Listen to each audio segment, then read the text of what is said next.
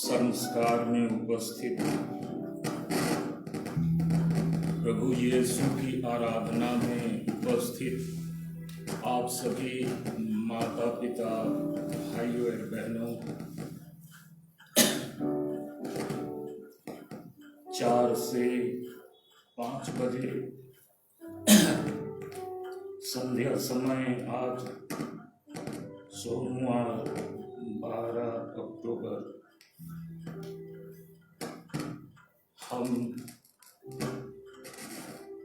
रांची के father Stan स्वामी के साथ सॉलिडारिटी एकता उनके संघर्ष या इस दुखपूर्ण कष्टपूर्ण समय में उनके साथ सहानुभूति प्रकट करने के लिए और जिस तरह से यीशु ने स्वयं हमारे नाम पर हमारे हित में हमारी मुक्ति के लिए कष्ट सहा, दुख झेला और उसने यह भी कहा या एक तरह से भविष्यवाणी की कि हमारे जीवन में भी संकट आते ही रहेंगे, लेकिन धैर्य धरना, जो अंत तक विश्वस्त बना रहेगा, धीर बना रहेगा, वह स्वयं को बचा पाएगा, उसे मुक्ति मिलेगी। और लोगों के जीवन में भी संकट आते रहते हैं, कठिनाइयाँ होती हैं। इस समय कोरोना वायरस महामारी फैली हुई है, जिसके कारण सामान्य जनजीवन अस्त व्यस्त हो गया है। इस बीच खासकर गरीब लोगों के लिए आजीविका प्राप्त करना, 2 जून की रोटी की व्यवस्था करना भी दुभर हो गया है, कष्टमय है, दुखदायी है। इनके अतिरिक्त और भी समस्याएं हमारे सामने विकराल रूप धारण किए हुए आ रही हैं। जगह और परिस्थिति और व्यक्ति के अनुसार उनका सामना करना जरूरी है और इस बीच में हमें प्रभु से संयुक्त होकर, प्रभु से जुड़कर उनके वचनों को सुनकर उन्हें संस्कार में साक्षात उपस्थित देखकर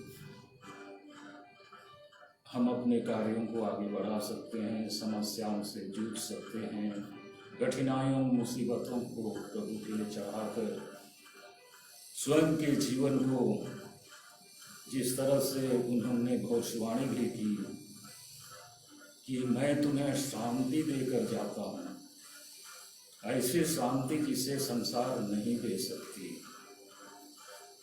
उस शांति की अनुभूति में जीवन यापन करने, पारिवारिक जीवन को आगे बढ़ाने, सामुदायिक जीवन और जो हम विभिन्न संस्थाओं के सदस्य के रूप में कार्य कर रहे हैं, जीवन को आगे बढ़ा रहे हैं, तो उस स्थिति में हम सच्ची शांति की अनुभूति करते हैं। ये दुनिया तो ईश्वर की सृष्टि है, उस ईश्वर की जिसकी हम खोज एक तरह से आरंभ कर चुके हैं और बहुत हद तक उसके अस्तित्व का आभास हमें प्राप्त हो चुका है और उसके माध्यम से अनेक वरदान हमें प्राप्त हो चुके हैं। तो ये संपूर्ण सृष्टि जब उनके हाथ में है, तो कौन सी वो ताकत है जो हमें झकझोर सकती है? कौन सी ताकत है जो हमें अपने मार्ग से या संकल्प से विचलित कर सकती है? क्या परिस्थितियां और कौन सी मुसीबतें आ सकती हैं जिनके कारण हम मार्ग से भटक सकते हैं, या अपनी वो शांतिपूर्ण स्थिति या शांतिपूर्ण अनुभूति जिसको जीने के लिए प्रभु ने हमें ये जीवन और ये स्थिति, ये समय दिया है। तो हम आइए इन्हीं बातों को याद करते हुए और जिस तरह से प्रेरित पौलुस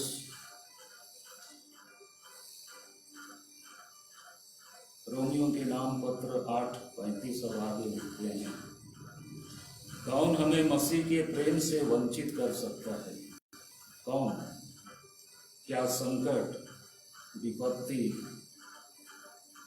अत्याचार, धर्म सतावट, भूख, जोखिम या फिर तलवार? इनमें से कुछ भी नहीं और कोई नहीं, या आकाश की शक्ति या दृश्य या अदृश्य शक्तियाँ, दूत, अपदूत जो भी हों, कोई हमें प्रभु ख्रिस्त के प्रेम से अलग नहीं कर सकता, कोई ताकत नहीं कर सकता। और यीशु ने इसकी प्रतिज्ञा की है। तो इन्हीं अनुभूति और मनोभाव के साथ, विश्वास के साथ आइए हम फादर निष्ठान के साथ सहानुभूति प्रकट करते या ईश्वर को उसके दुख संकट को चढ़ाते हुए 1 घंटे का समय व्यतीत करें।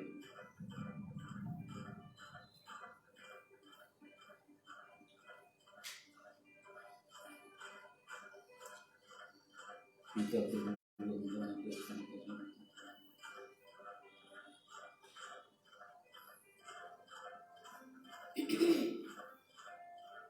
इस भजन को गाते हुए हम अपने जीवन का समर्पण करें। हम भूलने का प्रयास करें कि हम एक व्यक्ति, इंडिविजुअल हैं, इस काम में या उस चिंता में लगे हुए हैं। अपने आप को प्रभु में खो दें, अपने आप को प्रभु में समाहित कर दें, अपने आप का समर्पण पूर्ण रूपेण करने का प्रयास करें।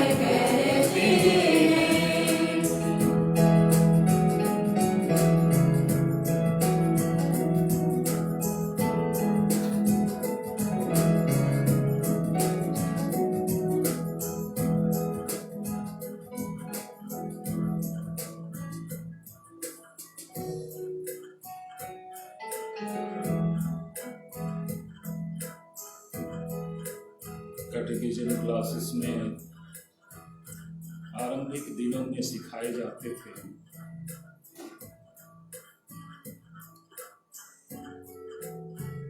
ईश्वर ने मनुष्य की सृष्टि की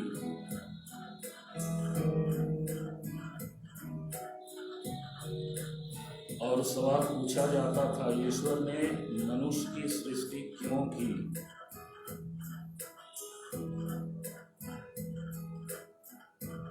इसका जवाब बताया जाता था, उसे जानने, उसे मानने, उसकी प्रशंसा करने, जीवन पर्यंत, और इसके बाद स्वर्ग में उनके साथ अनंत जीवन के सहभागी होने के लिए। तो उसे जानना और उसकी प्रशंसा करना, उसको मानना, उस पर अपना विश्वास, अपनी आस्था प्रकट करना पूर्ण रूप में।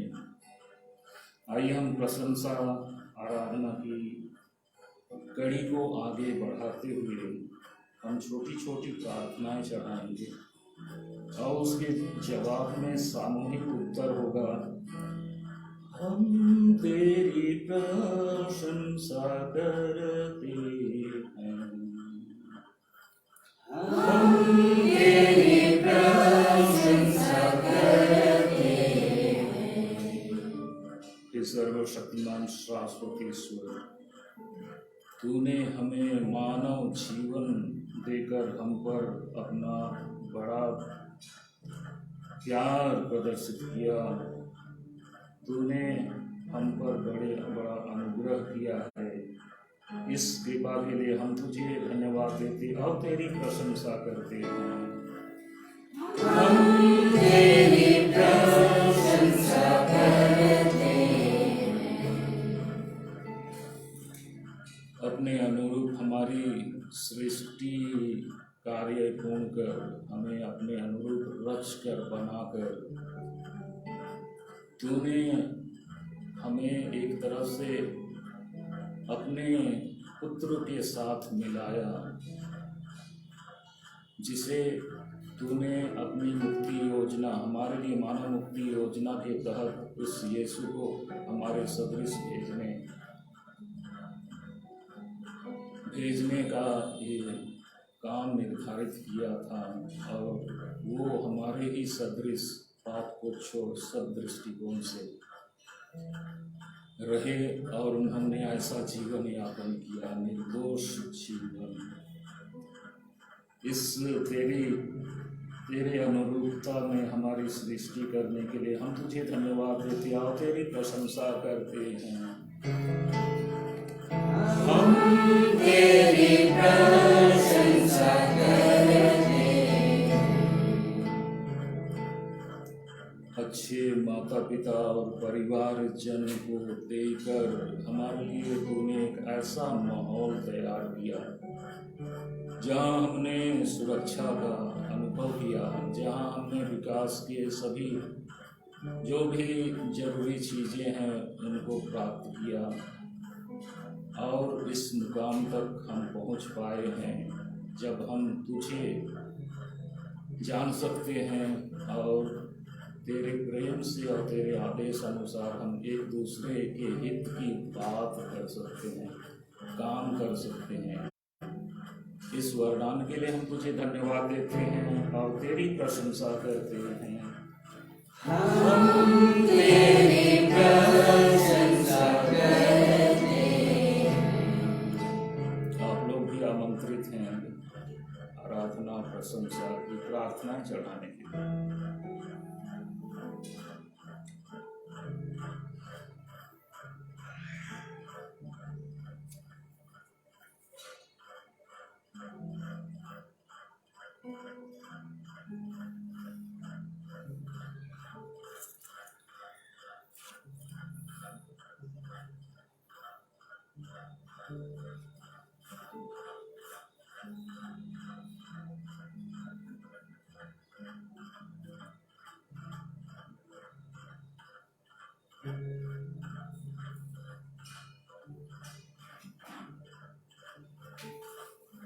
यह सृष्टि जो अति उत्तम है, नवमंडल में देखते हैं चांद सितारे सूर्य, बादलों को देखते हैं, नीचे हम देख रहे हैं पृथ्वी पर नदी, पहाड़, जंगल,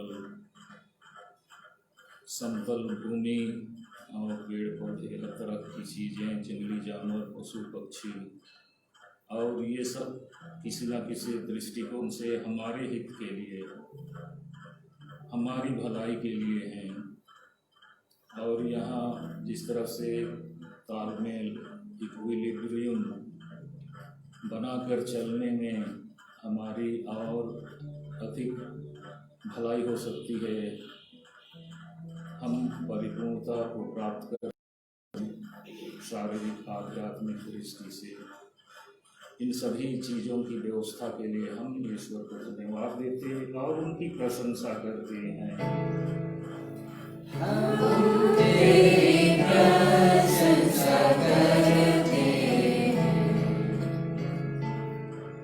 मौसम में परिवर्तन के द्वारा जीवन में ताजगी मिलती है और मौसम अपने क्रम में आकर एक वर्ष, इसके अधिक बाद फिर दूसरा वर्ष, फिर तीसरा वर्ष, ये हमारे लिए क्रमबद्ध विकास के सोपान चरण की तरह हैं और उनके द्वारा हमें परिवर्तन आता है अच्छाई के लिए। शारीरिक आध्यात्मिक दृष्टि से हमें मजबूती मिलती है। इस व्यवस्था के लिए हम प्रभु को धन्यवाद देते और उनकी प्रशंसा करते हैं। हम तेरी प्रशंसा करते हैं। ख्रिस्त के विश्वास के वरदान के लिए हम ईश्वर को धन्यवाद देते हैं। प्रभु यीशु जो पवित्र त्रित्व के दूसरे जन हैं, पिता की योजना अनुसार सहर्ष मानव रूप धारण करने को तैयार होते हैं और संकट के दौर से गुजरकर, घोर यातनाएं सहकर, क्रूस मरण से गुजरकर वो हमारे लिए मुक्ति अर्जित करते हैं, कमाते हैं। इस बड़ी कृपा के लिए हम ईश्वर को धन्यवाद देते और उनकी प्रशंसा करते हैं। हम तेरी प्रशंसा करते हैं।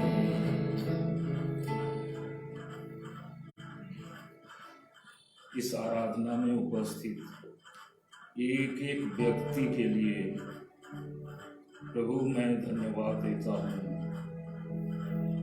तूने कितना प्रेम हम प्रत्येक पर प्रदर्शित किया है, कितना लगाव हमारे प्रति तूने दिखाया है, कितनी बार तूने संकट से हमें उबारा है और कितनी बार तूने सफलता के मानो हार पहनाए हैं। पग पग में, पल पल में तूने हमारा साथ दिया और हमें अनुग्रह से परिपूर्ण किया और करते आ रहे हैं। इन वरदानों के लिए हम तुझे धन्यवाद देते और तेरी प्रशंसा करते हैं। हम तेरी प्रशंसा करते हैं।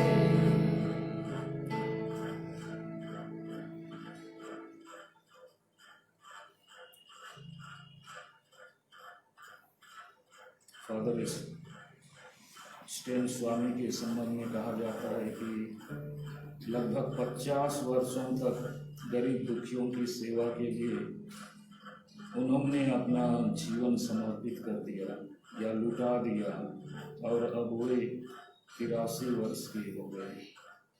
अब भी उनकी चिंता या उनका झुकाव, उनका लगाव गरीब दुखियों, आदिवासी, दलित लोगों के उत्थान से जुड़ा हुआ है, लगा हुआ है। इस तरह के आदर्श व्यक्तित्व के लिए और उनके अच्छे कार्यों के लिए हम तुझे धन्यवाद देते और तेरी प्रशंसा करते हैं। हम तेरी प्रशंसा करते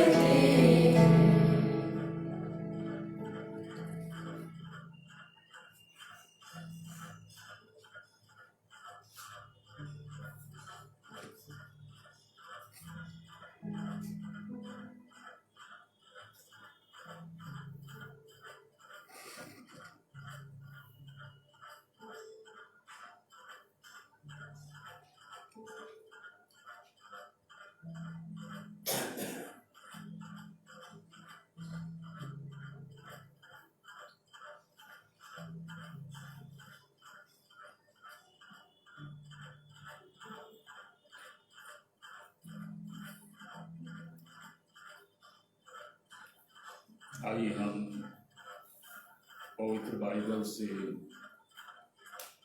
पाठ सुने, जिसमें हमें एक तरह से आगामी दिनों में जीवन के अगले पड़ाव में आने वाले क्षणों में कुछ मुसीबतें आ सकती हैं, जिनके संबंध में यीशु ने अपने शिष्यों को आगाह किया था।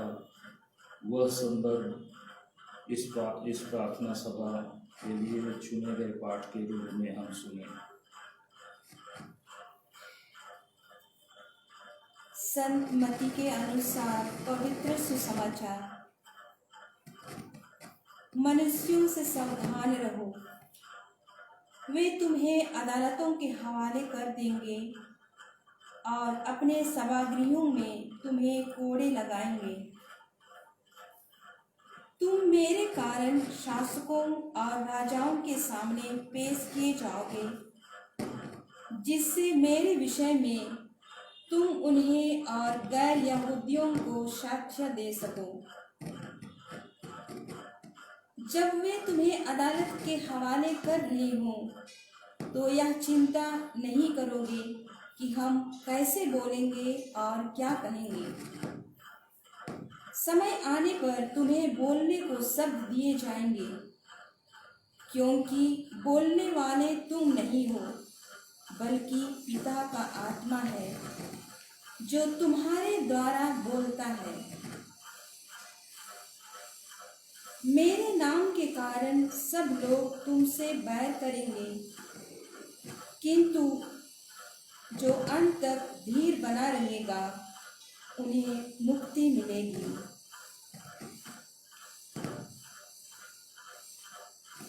यह यीशु ख्रिस्त का पवित्र सुसमाचार है।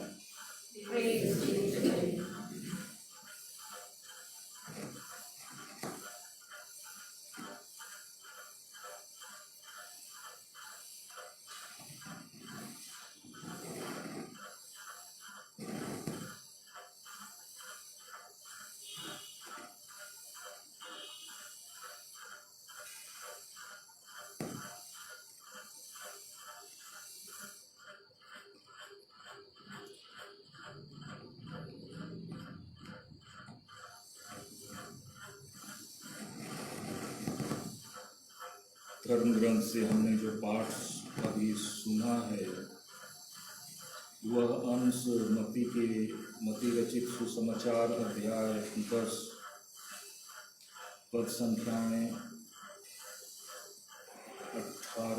17 से लेकर 22 तक हैं। यह गंभीर बात यीशु ने अपने शिष्यों से कही, इसलिए कही कि वे जब इस तरह की परिस्थितियां निर्मित हों तो विचलित ना हों, घबराएं नहीं और उसके लिए ज़्यादा तैयारी भी ना करें। समय आ सकता है, परिस्थितियां ऐसी हो सकती हैं जब यीशु में विश्वास के कारण या उनके अनुयायी होने के कारण लोग उन्हें अदालतों के समक्ष खींच ले जाएंगे, शासकों के समक्ष, न्यायाधीशों के समक्ष प्रस्तुत करेंगे। और ये जिनके सामने प्रस्तुत किए जा रहे हैं वो बहुत बड़े लोग हैं, उनके पास अधिकार है दंड सुनाने का या सजा मुक्त करने का, बेकसूर घोषित करने का।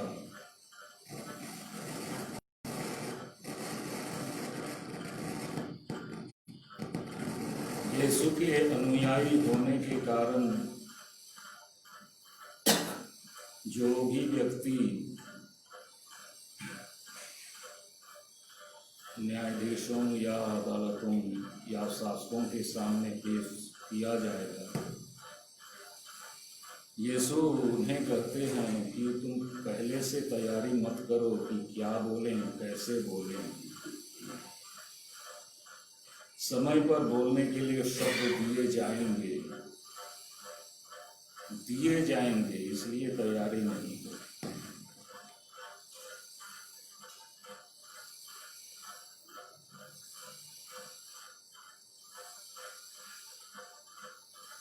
स्वयं आत्मा हमसे उनसे बोलेगा, जिसका खंडन कोई नहीं कर पाएगा।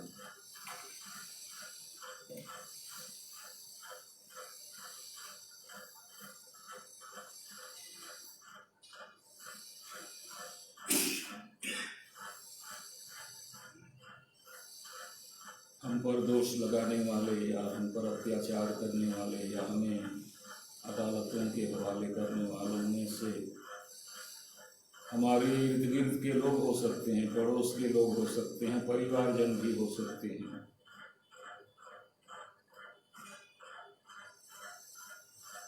लेकिन विश्वास की बात को लेकर स्थिर बने रहना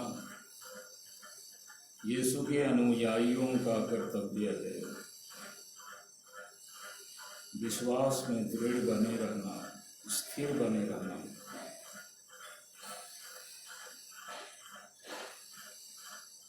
इस वक्त जिस उद्देश्य से हम यहाँ एकत्रित हैं, हम भी यह अनुभव कर सकते हैं कि हम ईश्वर से संयुक्त होकर कोई काम कर रहे हैं और उसके कारण कोई आपत्ति या संकट हमारे ऊपर आता है। उस संकट का हम पर उतना असर नहीं होगा, प्रभाव नहीं पड़ेगा जितना बाह्य रूप से वो दिखता हो। ईश्वर स्वयं उन्हें एक तरह से बाईपास कर देंगे, हमसे अलग कर देंगे।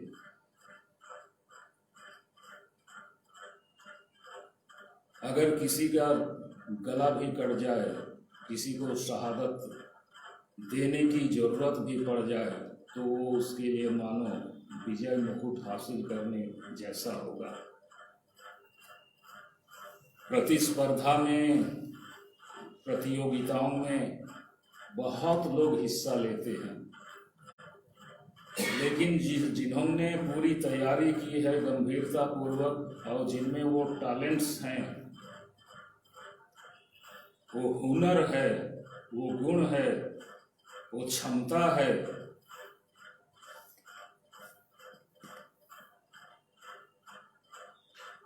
फर्स्ट आने की या जो मेडल रखे गए हैं उसे प्राप्त करने की, तो प्राप्त करेगा ही करेगा, उसे कोई रोक नहीं सकता है। तो अनेक लोग प्रतिस्पर्धा में हिस्सा ले रहे हैं और उनमें 2-3 ही विजेता होते हैं, मेडल्स या इनाम पुरस्कार प्राप्त करते हैं, सम्मान प्राप्त करते हैं। तो इस तरह के दौर में जिसका वर्णन हमने सुना, उस दौर से गुजरेंगे तो हमें वही विजय प्राप्त करने, सम्मान हासिल करने या मेडल्स प्राप्त करने जैसा होगा। दुख संकट हमसे उठा लिए जाएंगे।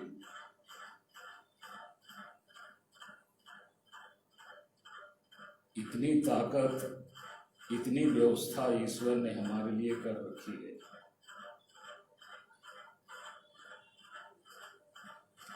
उस परमेश्वर की स्तुति हो। ऐसे अजर अमर परमेश्वर को, आदि अनंत ईश्वर को धन्यवाद और स्तुति हो।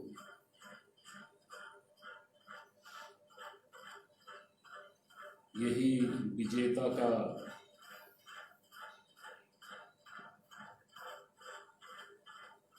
स्थान लेना, या मेडल प्राप्त करना या उस तरह से सम्मान प्राप्त करना, फादर इस टाइम के लिए भी वही अनुभव मिल सके।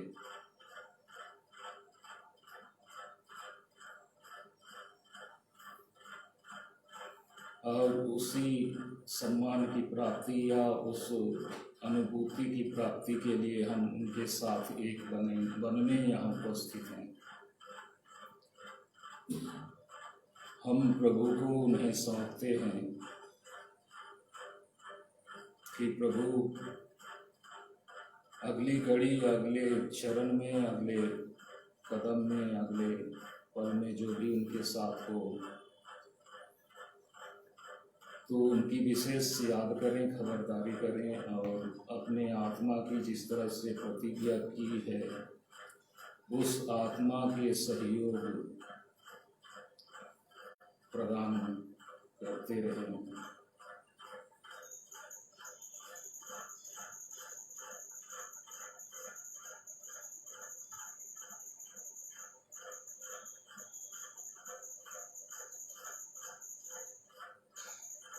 ईश्वर के शब्द फादर स्टैन के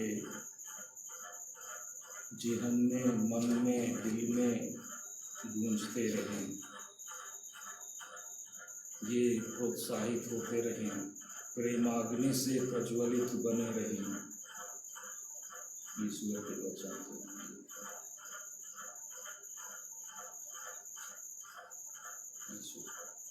ईश्वर के वचन को दिया लेखे, मेरे बती लेखे बरेला।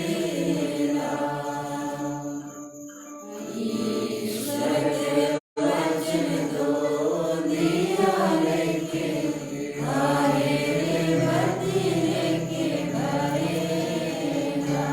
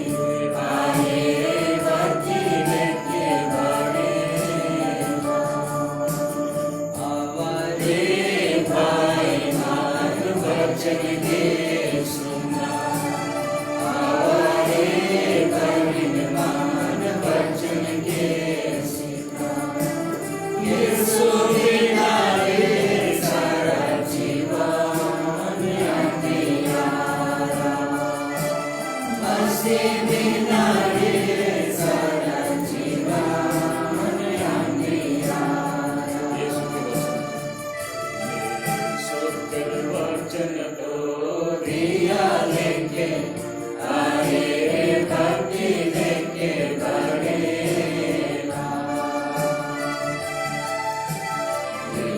सुकर वचन को दिया लेके आए रे भक्ति लेके बढ़ेगा। हमारे भाई मान वचन के सुना, हमारे बहन मान वचन के सुना। यीशु बिना रे सारा जीवन अंधियारा, मसीह बिना रे सारा जीवन अंधियारा।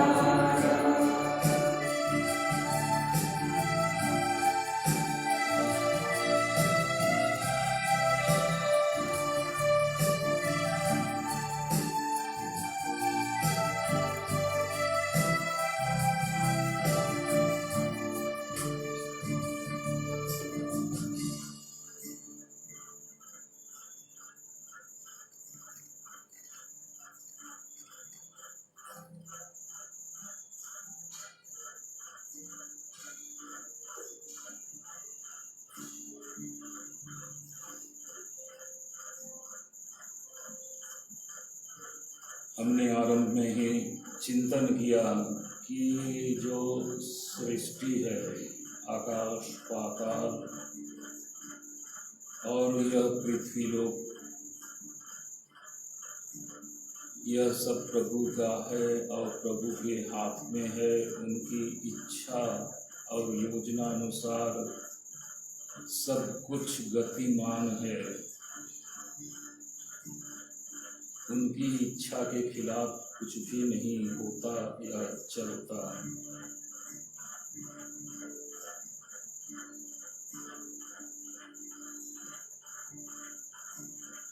उस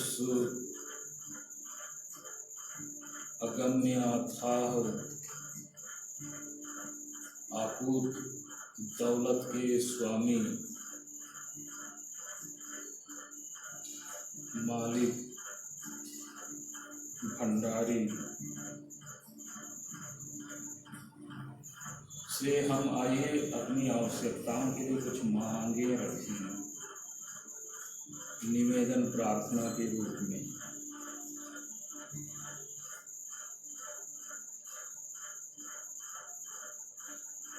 जिससे वह हम पर अपना अनुग्रह प्रकट कर सकें और अपनी महानता प्रदर्शित कर सकें, उदारता,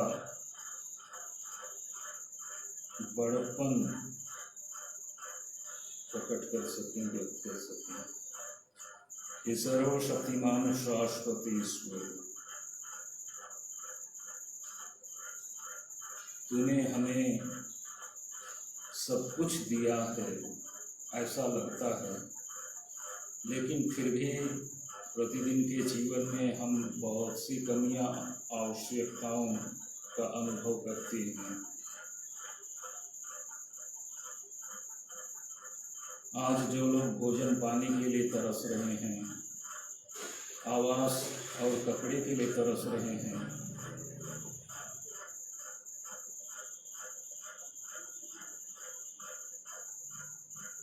ऐसे गरीब, मार्जिनलाइज, कष्ट पीड़ा के दौर से गुजरने वाले,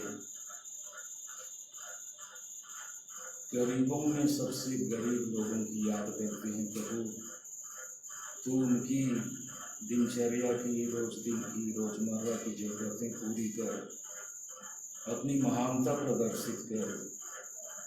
ऐसे लोगों के संबंध में हम सुनते हैं और कुछ लोगों ने देखा भी है। गलियों में, सड़क किनारे ऐसे कुछ लोग दिखते हैं, गांव में भी हैं। तू अपनी संपन्नता में कुछ जरूरी चीजें उन्हें जो आवश्यक है प्रदान करने की कृपा कर। हम इसके लिए निवेदन करते हैं। हे पिता, हमारी प्रार्थना सुन।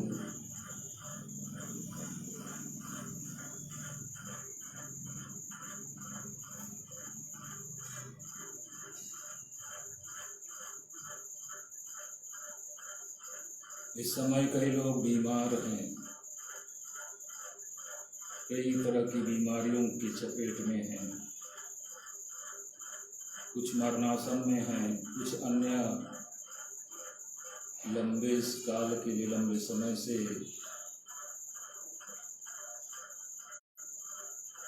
पीड़ित हैं, परेशानी में हैं, कष्ट में हैं। कुछ अन्य फिलहाल बीमार की चपेट में आए हैं और बहुत से लोग कोरोना वायरस से संक्रमित हैं। हम इन सभी की याद करते हैं। प्रभु, तू तो जीवन देने वाला है। प्रभु यीशु, तू तो रोगियों पर तरस खाने वाला है। तूने अपने स्पर्श से, अपनी वाणी मात्र से कई लोगों को स्वास्थ्य लाभ प्रदान किया। आज ऐसे रोगग्रस्त, परेशान, कष्ट, पीड़ा में कराहते लोगों की सुधि ले और उन्हें चंगाई का वरदान देने की कृपा कर। हम इसके लिए निवेदन करते हैं। हे पिता, हमारे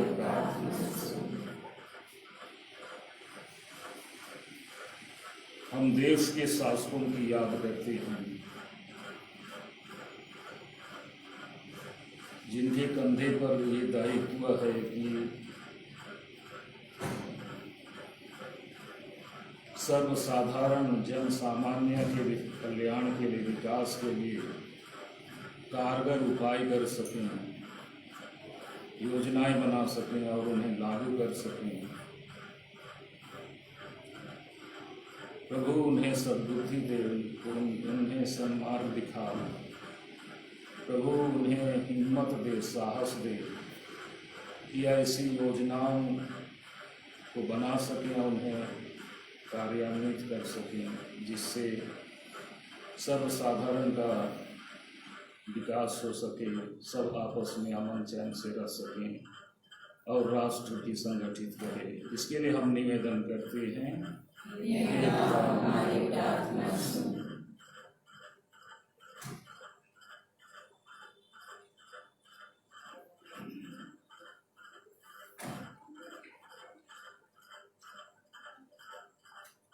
फादर स्टैन स्वामी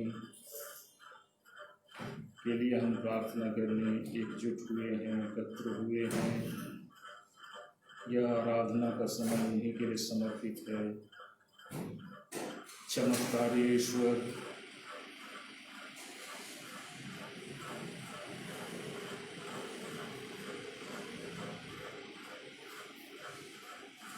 आदि अनंत परमेश्वर, अपनी योजना उनके साथ इस तरह से व्यक्त करें, प्रकट करें, कष्ट ना हो और उनके साथ न्यायपूर्ण बर्ताव किया जाए और जो सच्चाई है वो सामने आ सके। इसके लिए हम निवेदन करते हैं।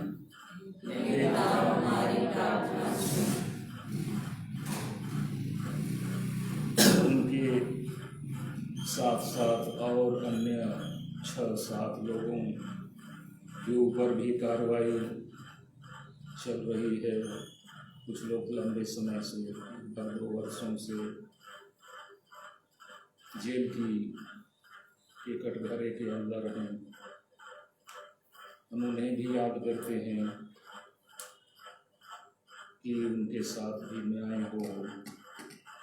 ईश्वर उन्हें उनके कष्ट को सहने में साहस और धैर्य प्रदान करें और अंततः सच्चाई सामने प्रकट हो। इसके लिए भी हम निवेदन करते हैं। हमारी प्रार्थना सुन।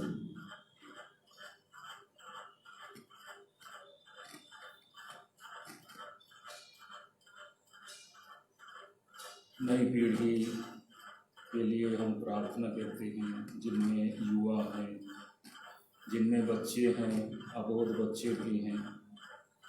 इस समय उनका शिक्षण जो चरमराया है, शिक्षण काल में व्यवधान आया है, जो नियमित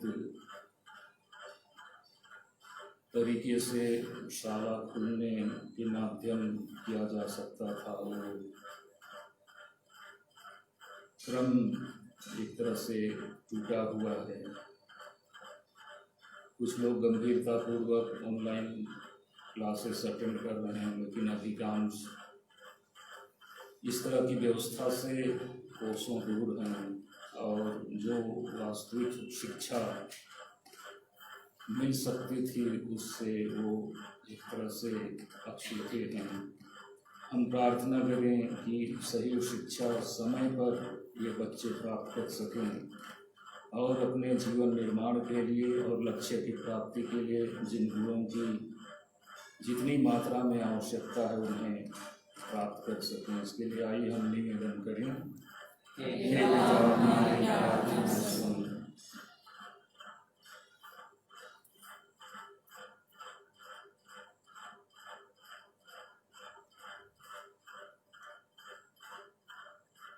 आइए हम अपनी निवेदन की और भी प्रार्थनाएं हैं मौन रह करके अपनी अपनी आवश्यकताओं को दयालु करुणा सागर प्रभु के चरणों में रखने का प्रयास करें।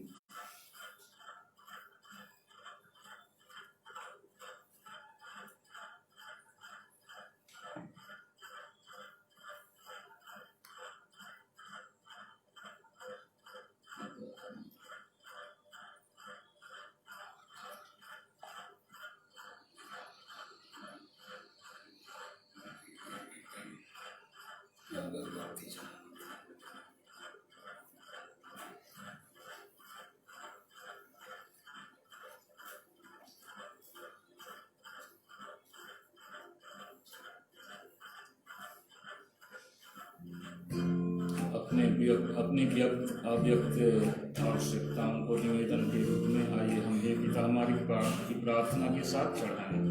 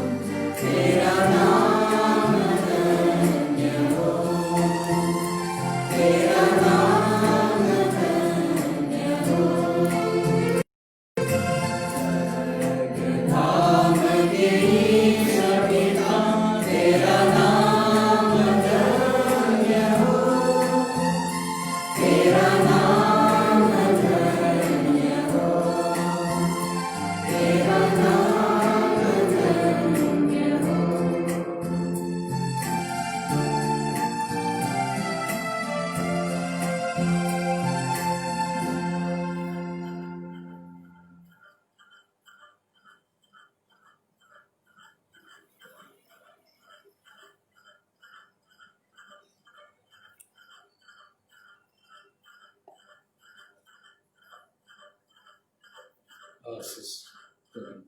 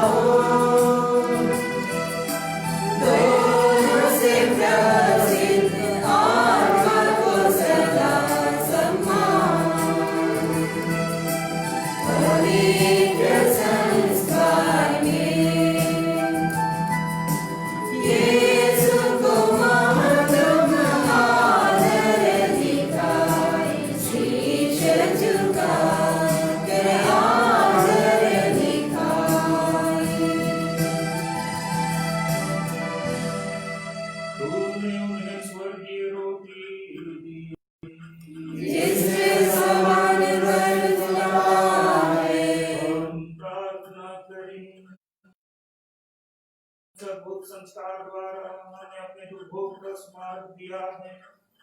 हमें अपने शरीर और रक्त के पवित्र भेद का इस प्रकार आदर करने की कृपा दे कि हम मुक्ति का फल नित्य अनुभव करें। तू जो युगानुयुग जीता रहता और राज्य करता है।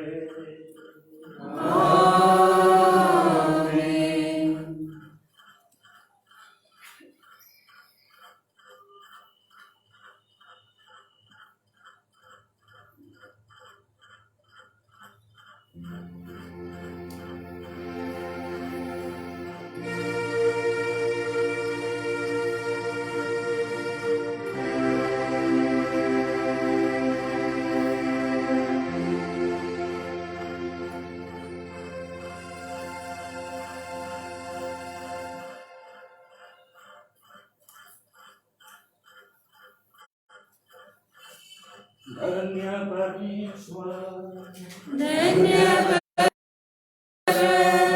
उसका पवित्र नाम, धन्य उसका पवित्र नाम। यीशु ख्रिस्त सच परमेश्वर और सच मनुष्य, धन्य यीशु ख्रिस्त सच परमेश्वर और सच मनुष्य। यीशु का नाम, धन्य यीशु का नाम। उसका पवित्र हृदय, धन्य उसका पवित्र हृदय।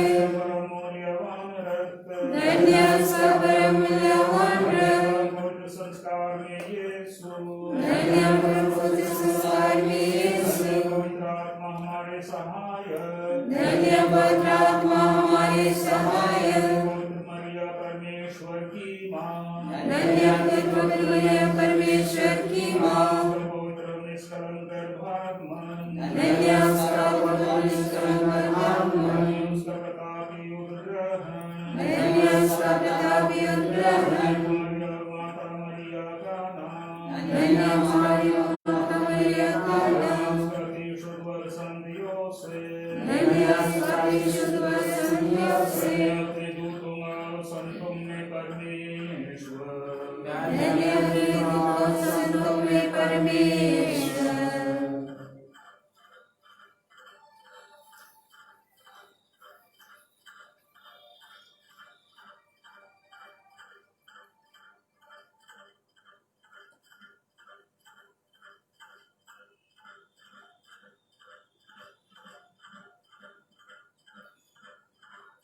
भक्ति भजन से पेज 235।